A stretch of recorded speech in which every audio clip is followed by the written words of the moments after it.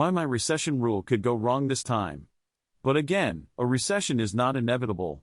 Indicators of economic downturns like the SOM rule are empirical regularities from the past, not laws of nature. The pandemic was extremely disruptive, and the rebalancing of the economy has been messy and slow. That's as true for inflation and supply chains as it is for the labor market. After more than 2 years of severe labor shortages, workers are still coming back at a somewhat faster pace than new jobs being created.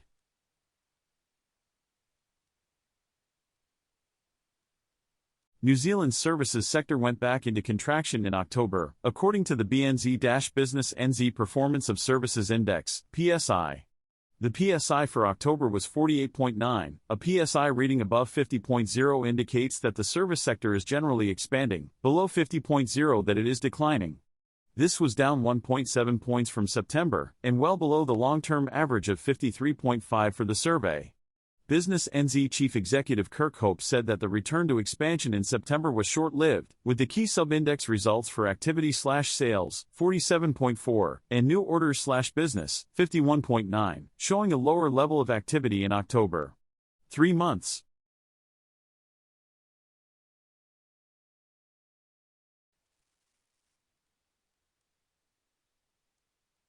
Tokyo, November 13, Reuters, Japanese wholesale inflation slowed below 1% for the first time in just over 2.5 years, data showed on Monday, a sign that cost-push pressures that had been driving up prices for a wide range of goods were starting to fade.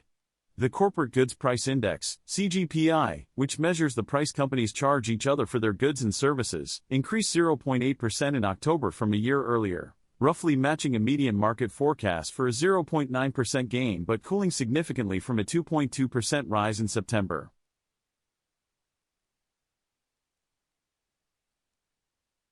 China set to add liquidity support to stave off cash squeeze.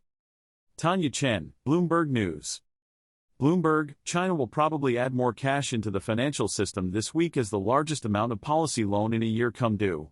Some market watchers also expect a near-term reduction in bank's reserve requirement ratio.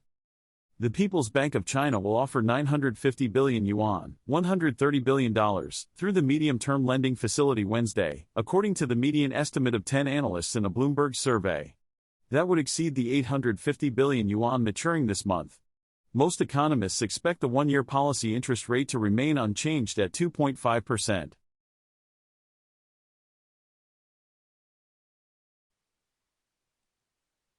Fed rate cuts will not save the economy.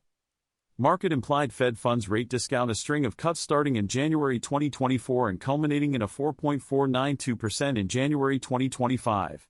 These expectations are based on the perception that the Federal Reserve will achieve a soft landing and that inflation will drop rapidly.